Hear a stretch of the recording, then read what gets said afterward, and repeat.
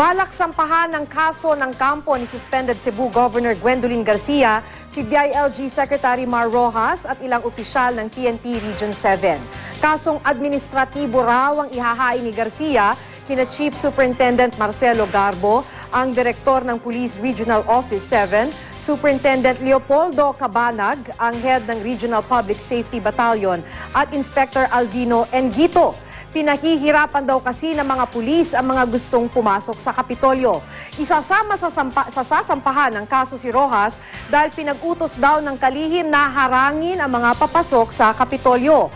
Kakasuhan din ng mga pulis ng robbery. Kinuha raw kasi ng mga pulis ang mga tent ng mga supporter ni Garcia nang magtipon ng mga ito sa labas ng Kapitolyo. Ayon naman sa mga pulis, karapatan daw ni Garcia ang magsampa ng reklamo. Iginiit nilang ginagawa lang nila ang kanilang trabaho. Sinusubukan pa po namin kunan ng pahayag si Rojas na ngayon nasa ibang bansa.